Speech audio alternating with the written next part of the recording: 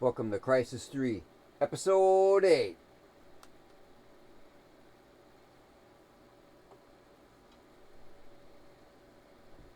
Remastered version. We finished the campaign. We're just going to finish up, take care of some unfinished business. A data pad. And we might... Achieved with CryEngine.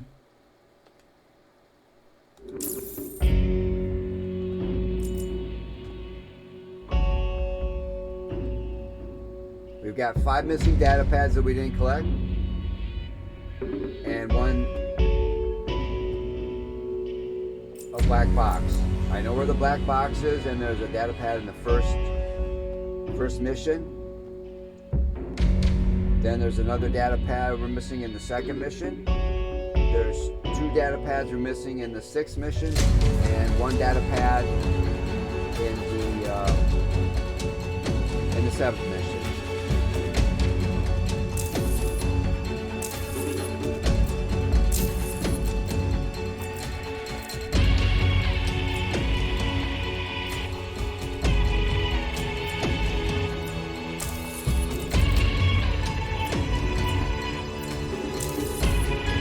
So there's, we'll go get that. I know that's at the end, that's at the end of the mission. We'll go get that, and I'm not sure what we might be able to.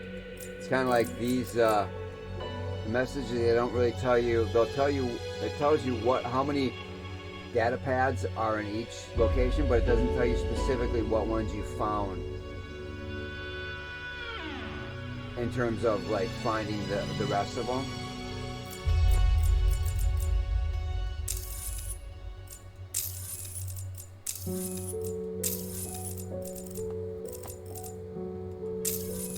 So we'll go get the data pad.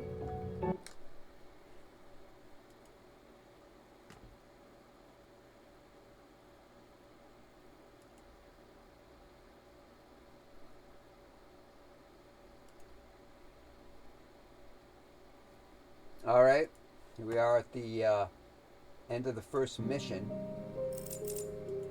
And here's the... Once we get inside, we'll RV with my people. Here's the wayward... You have people now. You know me. I've always been a team player. Come on! You want some more? Suppressive fire! Somebody shoot that son of a bitch! Come on! I could do this all day and night. We're taking heavy losses! Just hang in there! I'm out! Leave fresh bags! Here! Come out and play, you bastards! I'm moving up! Cover me! He'll blast you to shit! Cover me! You wanna play? See you in hell.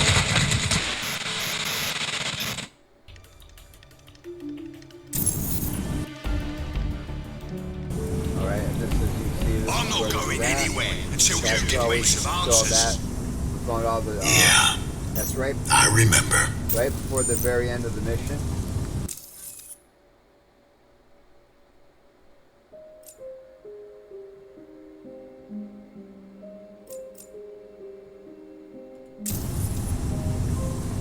Alright, and we'll see if we can find find the other data pads.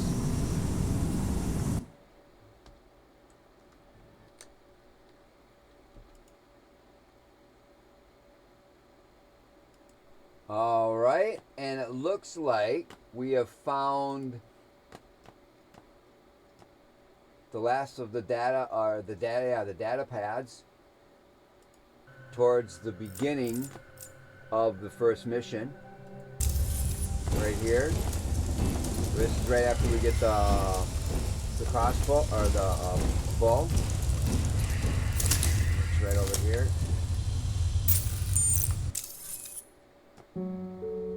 As you're aware, our Raptor team encountered much heavier resistance than anticipated in the Lingshan deployment, but despite heavy losses, we are able to report very positive overall outcomes in this Nanosuit trial. Each suit functions superbly to the point of destruction, though given the origins of the technology itself, extraterrestrial influence remains our primary concern. On individual Raptor team units, Prophet, Major Lawrence Barnes, functioned exactly as trained in the field, following your orders without question, incinerating all KIA team members as required. However, this unit suffered highest contact levels with accept possible contamination and calibration issues arose, which will require further investigation. Status accurate.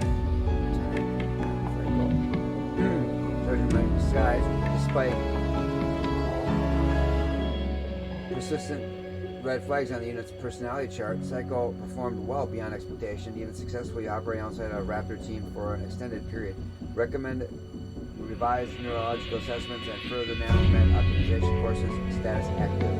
Jester Martin Hawker functioned well and within expected parameters until unit was lost and dismantled by a stage 1-7 skeleton. Status KIA. Aztec Harold Cortez unit failed on deployment, providing little opportunity for data collection. Status KIA. No, data on this unit purged from file. 0403-2025. Nomad, Lieutenant Jake Dunn. Yeah, Nomad was the character we played as in the first Crysis, and then Aztec was the character we played in Crysis 2.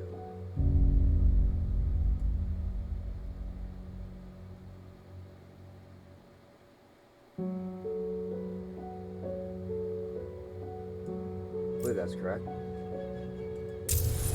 Anyway, so we found that one. The other ones are going to be a little more challenging to find. If we find those or not, regardless, we'll go through and review some of the characters and the artwork and the extra stuff in the game.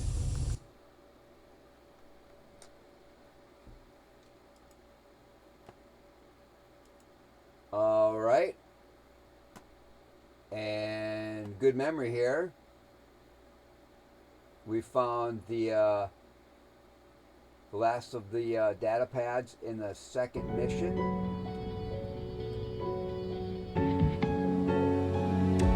It's up here right after you take down the that jamming tower with the Seth weapon. Come up here on the rocks over here. And I remember when I played it this last time during this recording, you go over here, and I did jump up here, but I forgot that I just looked over here, but I didn't realize that there was a data pad up here on this cave. So we collect this.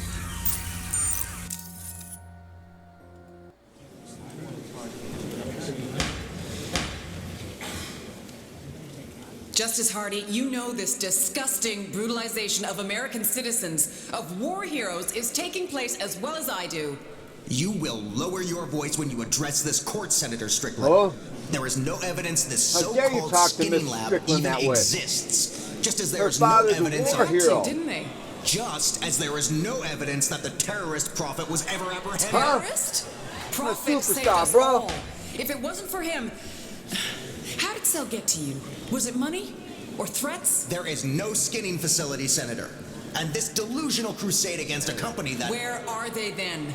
Where are the veterans of the Nanosuit program? If your new friend Cell didn't play the suits off them, then where are all the people on this list? You can't answer me, can you? Careful. You are dangerously close to being held in contempt of court, Senator Strickland. Where are they, Justice Hardy?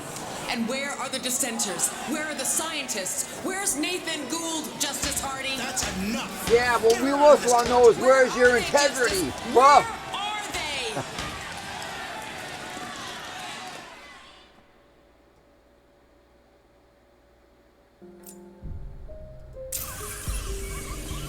All right. Now we've got 2 more data pads in the 6th mission. See if we can find those, and then there'll be 1 more in the 7th and final mission.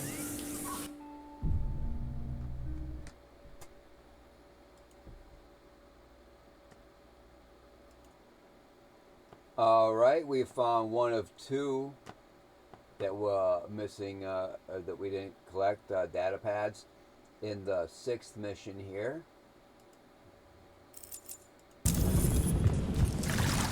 Here with Lady Liberty here.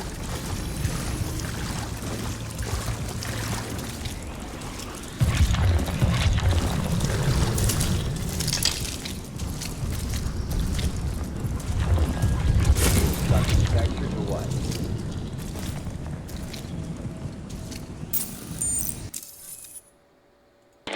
The mysterious energy beam above Liberty Dome now seems to be creating some kind of spatial anomaly. Of course, Cell Industries are in complete control of the situation. No, I have no comment on the relocation of Archangel at this time. Are now seeing Sometimes vehicles the and no other comment earthbound is more objects in incriminating high than orbit a around the comment. central anomaly, suggesting these items are being dragged up into space by the beam itself. Political landscape as Senator Strickland continues to push for a full disclosure of all cell operations. Advising that the public be in my remains bedroom. calm What's she as doing out NASA works with other state-owned institutes in an attempt to uncover more about the Liberty Dome beam. Bedroom in the kitchen. What are you doing?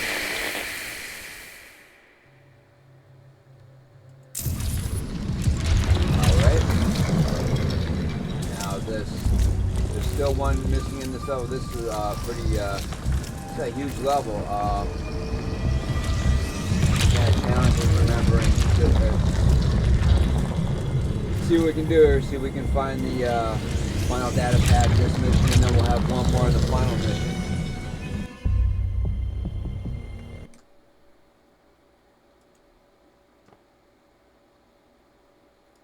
Alright, it took me some time, but I found the last of the data pads in the 6th mission.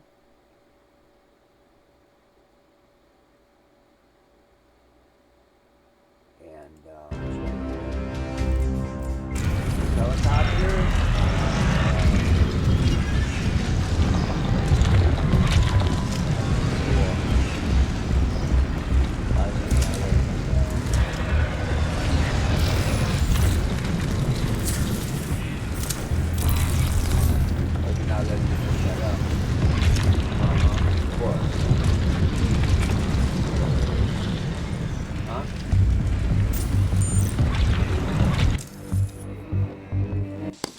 The Ceph creatures that attacked New York and other major population capitals were different in many respects to the Linxian aliens, though the reason for this was not immediately apparent.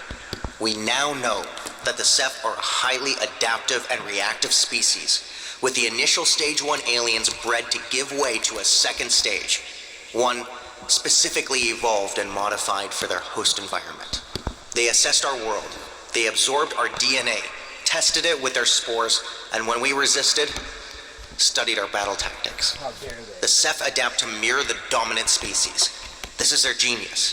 What better way to ensure success in any environment, in any corner of the universe? The Stage 2 aliens were bred to terraform our planet, to turn Earth into a hive world. But we defeated them, pushed them back, and the Ceph have only one response to defeat: Stage 3.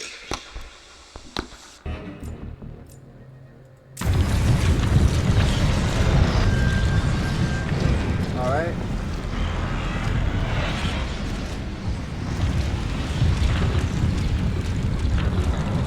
Alright, we'll go to the final mission. We got one more data pad to collect.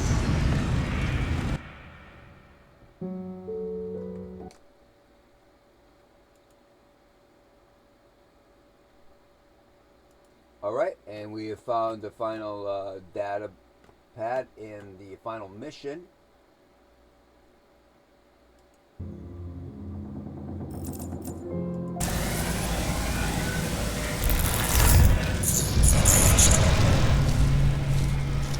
A mind carrier. I can use their power against them.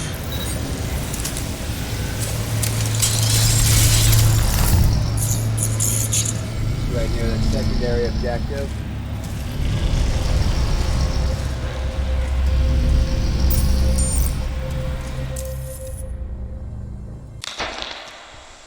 If Stage 2 Ceph are unable to terraform a world due to heavy native resistance, Stage 3 is initiated. Stage 3 means the arrival of infinitely more advanced, dedicated warrior Ceph, directly from the M33 galaxy.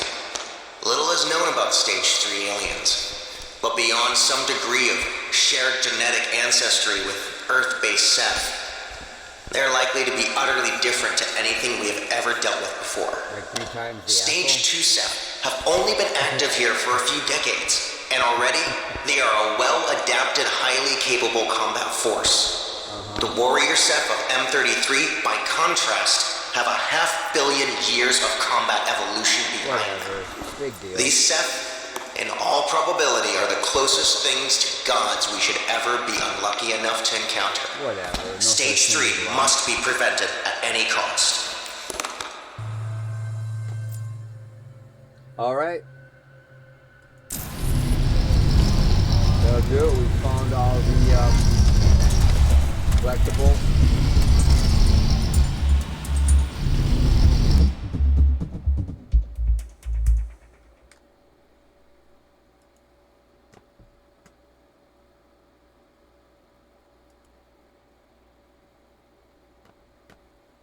Alright, so we'll wrap this episode up. We went back, found the 5 after our playthrough of the game. We went back, we found the data, the black box in the first mission, and then we found we had 5 data pads that we found those.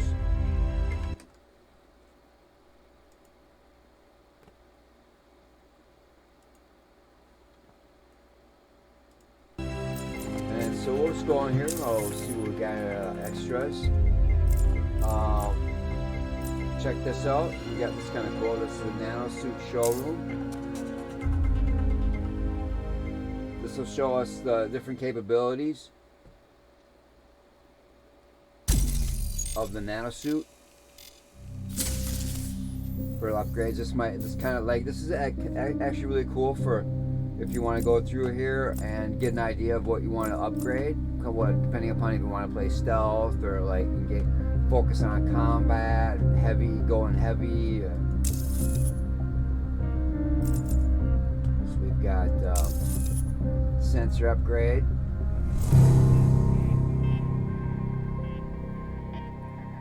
And so also as you play it, like if you want to play, you can like replay missions. It's like if you could, I don't think there's no new game plus. But you can see what you've acquired to get upgrades, and you can play. You could play through the levels again, and just keep upgrading your. We got the energy upgrade. This is really good for later on in the last couple of levels when you find a lot of heavy aliens with the EMP blasts and stuff. And then also it's good for that faster energy recharge. We got the threat detector. Sometimes I use that, but I didn't use it for this recording play. That it shows because it shows on the HUD, it shows the tracing of where the enemy is shooting from, and it shows that on the screen. So it's kind of like unimmersive. It's kind of like an immersion breaker, somewhat. We got the deflection armor, first aid, a heavy armor, light armor. We got power brute force, weapon handling, and super strength. I didn't use any of these for this playthrough. This adds kind of a cool upgrade for stronger. If you want to get engaged in close quarters combat, where you're throwing the enemies, this is good for that. Faster semi-automatic fire, that's cool. Weapon stabilization makes aiming a little more accurate because you don't have that weapon sway with that equipped. And also this is for close quarter combat too. Also a stronger power kick and an air stomp. Then we have the stealth, super stealth, extended cloak, and assassin. And then we have the sprinting, mobility, endurance. Reflex boost for faster reload, faster aim down sights, and faster weapon select. That's good. I really like that. I like that in first-person shooters. If you got upgrades where you can like faster weapon reloads and faster weapon swap and faster aim down sights, it's always good to be more fun, especially if you're like engaging in combat.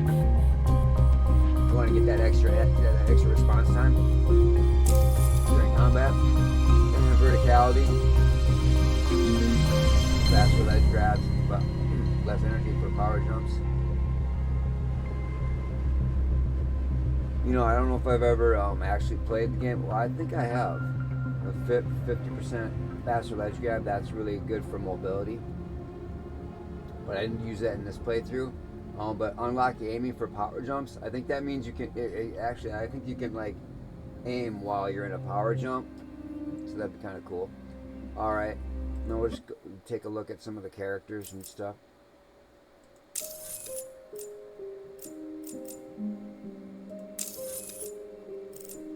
We'll just go through the units. Most units hate even fear ground combat within the dome, not so the Scout. These soldiers pride themselves on their ability to make full use of combat opportunities provided by the dome's unique environment. Vast cover and lethal targets often don't see who killed them. For the Nanosuit Soldiers, they pose an additional threat. They are the only cell units equipped with EMP grenade countermeasures. Super.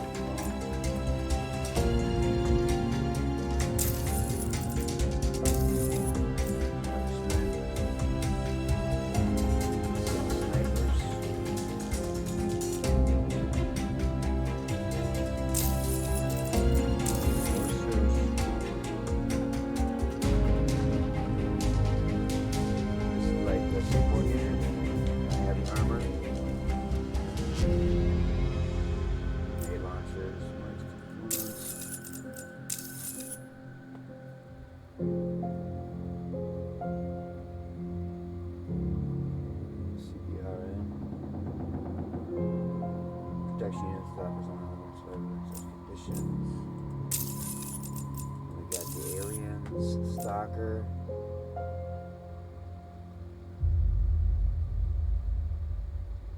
Yeah, these move fast. You're gonna want to time your like especially in the grassy areas, like in the it's the second mission. You want to get that height advantage. You want to jump on those trains, the bandit trains and stuff, and almost time it and like use your armor along with your weapons to take them all one at a time, and you gotta kind of like time it, and pace yourself with the armor. Run. Reaver.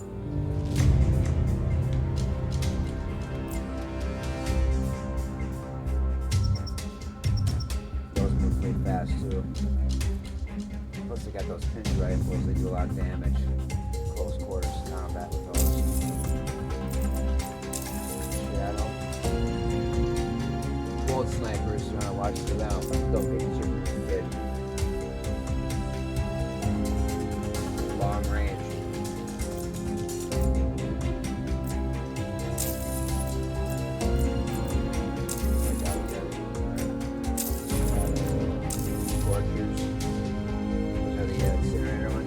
Those out with electrical, like the electrical balls, electrical tip balls. You can, without destroying them, you can use the as you watch through our playthrough. You can equip the flamethrowers, their incinerators, the Devastator.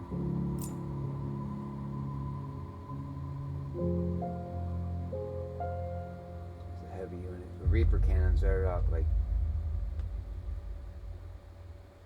Pretty powerful to equip those weapons after you kill those. And we got our Main characters, Prophet. I think we already read through this during the playthrough, so I'll just scroll through this.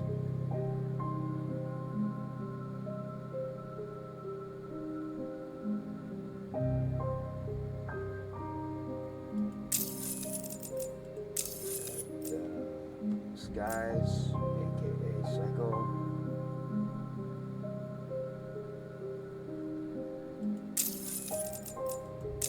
Claire.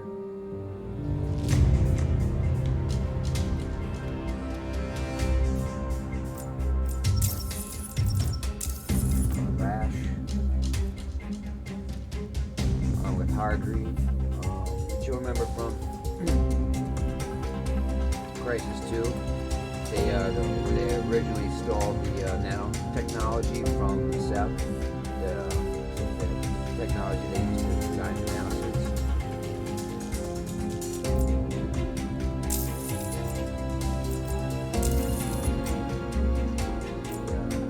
Aliens and Earths.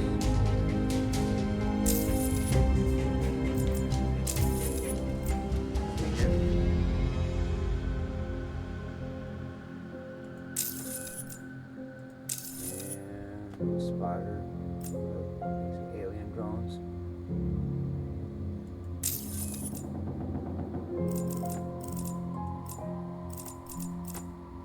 Weapons.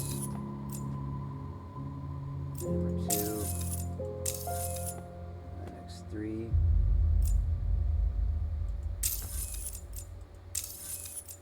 So we used a variety of these weapons in this playthrough. I didn't really use I used the feline somewhat. The Marshall, I didn't really use the Marshall that much, the shotgun. I used the Predator ball a lot more than I usually do.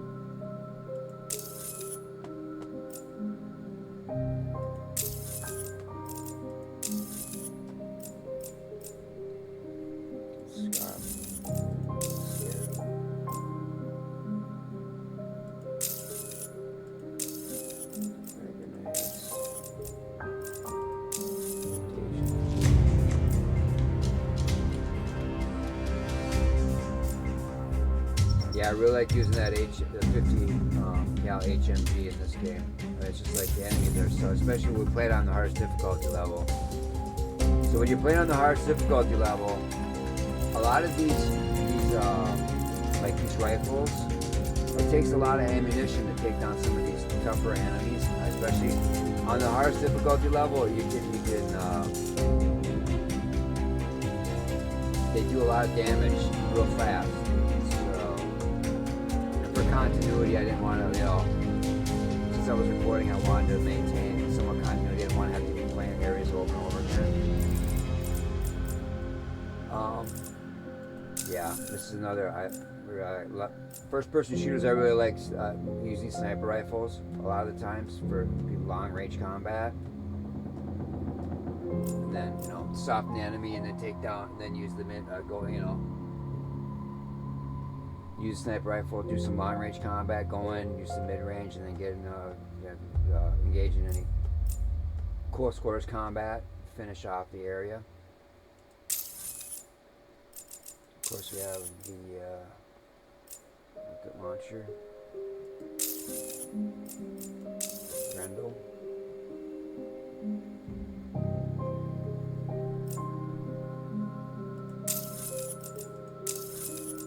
MK60 heavy machine gun. That's a pretty powerful machine gun for playing on the hard difficulty levels too. This is the explosive.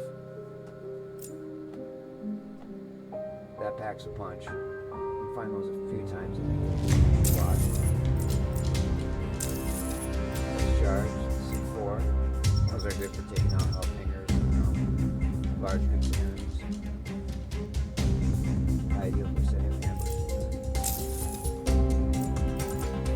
Majestic 6. Yeah, that's like the Majestic, like the 6. I use the Majestic, on the recorded playthrough that I just did Crysis 2 Remastered.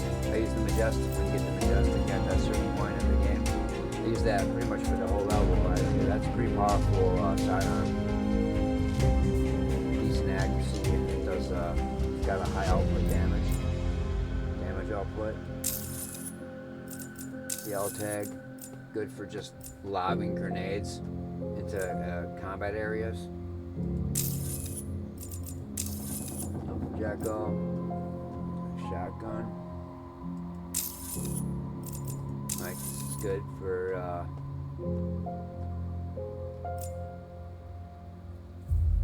very effective against the aliens in their armor. Cable, pretty powerful. I used that a lot during the Crysis 2 playthrough. It's one of my favorite parts of the playthrough, but the enemies are still a little more stronger in this, and with this, I think you get access to the mic a lot faster in this game than you do in Crysis 2. If my memory is correct. We got the FY7 one.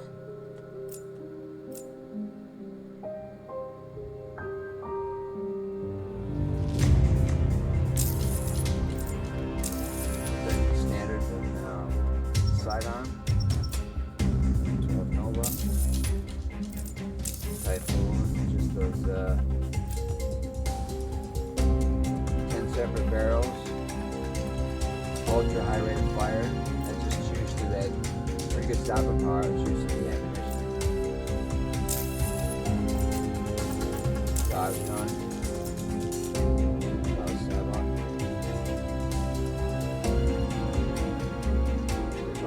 It's one of my favorite weapons in the first Crysis.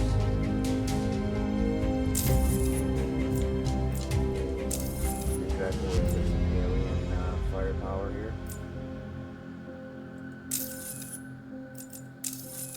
Incinerator, the flamethrower. That you get off those automated enemies from the self-scorchers. That's really positive. The range, it's got a lot of games with like flamethrowers. It doesn't seem to have much range, but this one, you get a decent range on the with the incinerator, with the flamethrower in this game. X-Pack mortars, bullet sniper. That's pretty powerful alien sniper rifle. And the Reaper cannon.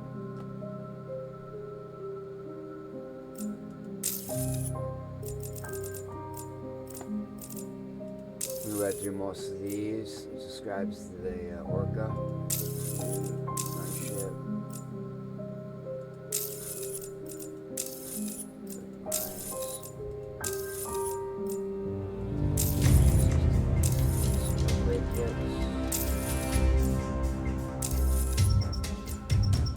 We didn't get all. I think there was like the nano upgrade kits.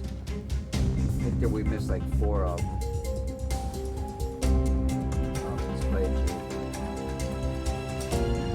Like I said before, while I was playing it, you just use your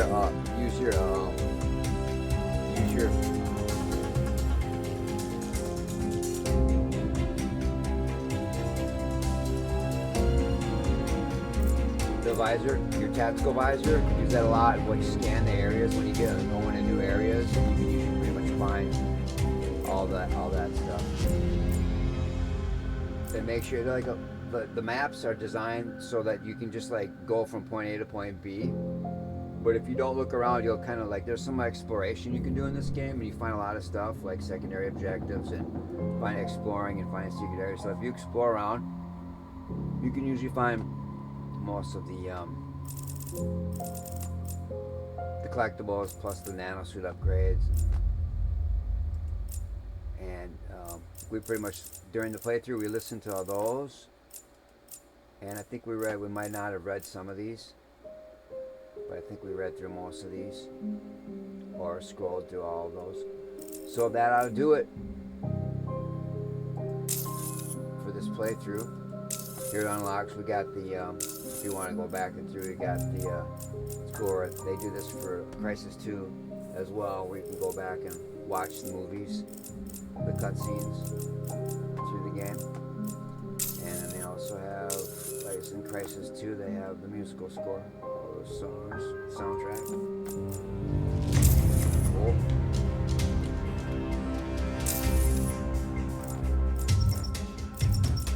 Alright, that'll do it.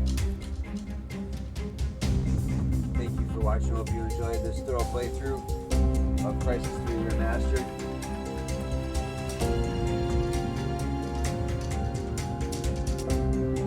This will conclude. I've done a full playthrough, recorded and uploaded to the internet of Crysis 1 Remastered, Crysis Warhead, Crysis 2 Remastered, and Crysis 3 Remastered.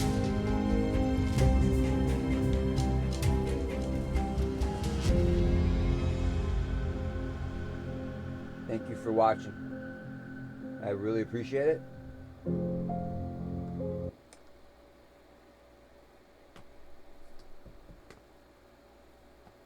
Keep fighting the good fight.